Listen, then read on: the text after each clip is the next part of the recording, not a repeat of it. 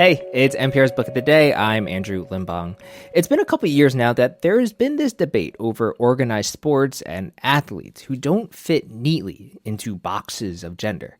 And it's easy to overlook that being in the center of that debate can be demoralizing, demeaning, and distracting. It costs mental energy that should be spent on competing. Today on the show, we've got Olympic runner Caster Semenya. Her memoir, The Race to Be Myself, gets into all of that. And she tells Here and Now's Deepa Fernandes about the stretch in time where she was forced to take hormones in order to compete. And while, it made the physical act of competing more difficult, it also had the effect of making her not happy. That's after the break. This message comes from Apple Card. Reboot your credit card with Apple Card. It gives you unlimited daily cash back that you can now choose to grow in a high-yield savings account that's built right into the Wallet app. Apply for Apple Card now in the Wallet app on iPhone. Apple Card subject to credit approval. Savings is available to Apple Card owners subject to eligibility requirements. Savings accounts provided by Goldman Sachs Bank USA. Member FDIC. Terms apply. South African runner Caster Semenya is one of the greatest competitors ever in the women's 800 metres, winning 2 Olympic gold medals and 3 world championships. Here's her victory in London in 2012. First across the line with a time of 1:55.28, a personal best and a South African national record. But ever since her victory as an 18-year-old at the 2009 World Championships in Berlin, Caster Semenya's inclusion in that race has been called into question. The International Association of Athletic Federations sought to bar her from competition, saying that elevated testosterone levels made Semenya unfit to run against other women. As Caster Semenya writes in her new memoir, in order to run her races, she was subjected to intrusive physical testing and required to take hormone-altering drugs. Caster's book is called The Race to Be Myself, and she joins us from our home base at WBUR in Boston. Caster, welcome. No, thank you. Thank you for having me. Caster, you have been through so much. Why did you decide to tell your story now? I've grown. I'm matured now. But I've realized that it's important for me to educate each and every individual about self-love, about self-respect, self-discovery, self-management, self-control. I thought it's important to do it now. So, Caster, let's talk about this for people who may not know. You have what's called a difference in sex development, which meant that on the outside you're female, but unlike other women, you don't have a uterus. Can you explain to us how that works for you? With me, it goes with self-identity, understanding who you are. When you say I'm not woman enough, is it because I'm born different? It's because I'm masculine? It's because, I have a deep voice. I like wearing, trousers and stuff like that. Because I have a high testosterone level, it becomes a problem because I do good. But then they say I have an advantage. And to me, I always tell people that you don't gain advantage through those genetics. It's through hard work, dedication, and putting, your foot down, making sure that you succeed.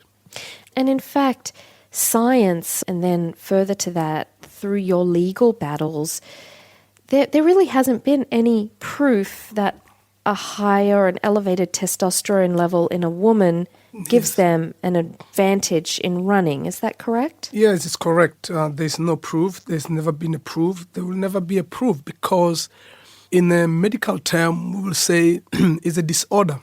And a disorder cannot make you phenomenal, cannot make you great. And it has always been a surprise that we are targeted. I don't know, because of the location, because of the color of the skin, because of women are not meant to do great things. And so for me, I'll say it's one of those personal issues that needs to be solved based on us as women waking up, taking ownership of our being, making sure that we as women, we take decisions on our own. Let's talk a little bit about you, Caster, because you were very athletic as a child. You wanted to play soccer and hunt. Can you talk about when you first discovered running? What did it feel like to realize that you were fast? When I run, I feel free. when I run, I feel like I own myself. I have the power to do anything that I want. And when I discovered that, I realized, you know what? I can be great because when I see Olympics, when I see World Championships, I see these people are enjoying themselves. It's an expression, of who you are. And since from age of 6, I knew that I was destined to be great, even when I played soccer. Yeah, you thought you were going to make it big in soccer. It didn't quite turn out that way. It was running. So, Caster, as you are, you're in your teens, you're getting very fast, and on the eve of your first big international competition, you were subjected to some really intrusive testing that they didn't even tell you about. Can you talk about that? Yes, of course. It's one of those days where we'll say you lived under darkness, you lived through hell, because here you are young, you're a young girl, and then you've been deceived, and then people start judging you. But what I can say is that it was one of those processes that did build me to be a great woman I am today. Yeah, I think part of what you've been through is something that most people didn't really understand if they were just watching the headlines that came out, and when you won almost immediately that first world championship, you came under heavy scrutiny. Yeah. And I wonder what that felt like, because you were so young, you were still a teenager, and all of a sudden, as you write in your book, reporters were descending on your village. They were fanning out to interview, not just to interview, but you say to find evidence that somehow you were really a boy, not a girl. Talk about what that felt like. I felt, disappointed when you're supposed to be celebrated. For me, it shuttered me down. It made me feel unwanted. It made me feel like I don't belong. Because while you're going through this questioning, this doubting of whether you deserved to win, which included the withholding of your prize money for a period of time, yes, there was requirements that you take hormone-altering drugs. It was not easy, to be honest, especially for London 2012, because I was under the medication, and, the medication always made me feel sick, but that couldn't really stop, my determination, But if I may say, prior those, games, it was hell for me because I trained hard as much as I could, but the body always failed me, because the body was always heavy. I'm sweating each and every night. Because I can't of the drugs. sleep enough because of the drugs. And you see, that was a poison that when most authorities, most organizations, when they know they have power to shut you down, that's their tool. But for me, I told myself, you know what? I am not going to let no one decide my destiny. And every day I have been depressed. Every day I was not in a good state of mind. I've never been happy. Yet you were winning. Yes, of You course. were winning major, the top of your field, and you weren't able to actually enjoy or appreciate that moment. Of course, it was never about me being happy. It was about me accomplishing the mission. My teenage life, I lived more like a middle-aged, woman, having to live with the responsibility that don't make me happy, you understand? And for me, I had to make sure that I show up, I smile, even if the smile is fake, but I had to do that for the next generation, because if you look at it, it was just about me sacrificing myself for the young upcoming generation.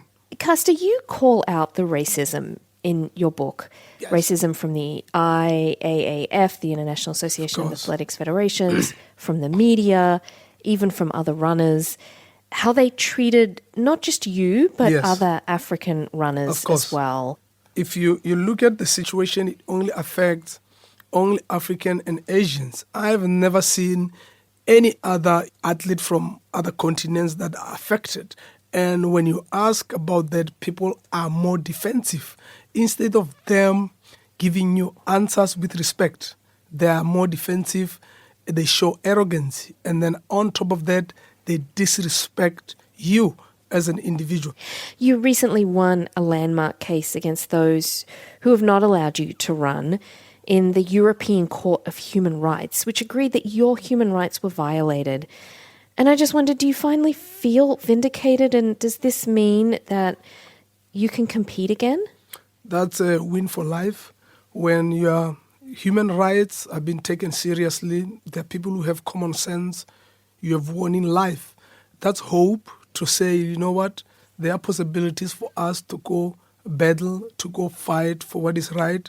Those young girls, that they can compete. For me, it's all about advocating for them, fighting for them, making sure that they compete. I have won everything that I've ever wanted. For me now, it's for me to pave the way, making sure that no young other girl face what I had to endure. Caster, you have 2 daughters.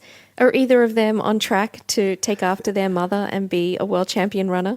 Of course, they will do their best. I'm sure they will be in swimming, tennis, or golf. Running is not something that I'm looking for them to do. But if they decide to run, I'll be by their side, making sure that I guide them in terms of decision making, teaching them what's right, what is wrong, and teaching them to never let anyone violate them. But yeah, they're following the footsteps. And let me correct myself, not just you, but both their mothers are champion Of runners. course, So yes. they probably have it in their blood. And so we will keep our eye out for them. 2-time Olympic gold medalist Caster Semenya, and her book is The Race to Be Myself. Caster, thank you so much. Thank you for having me. I appreciate your time.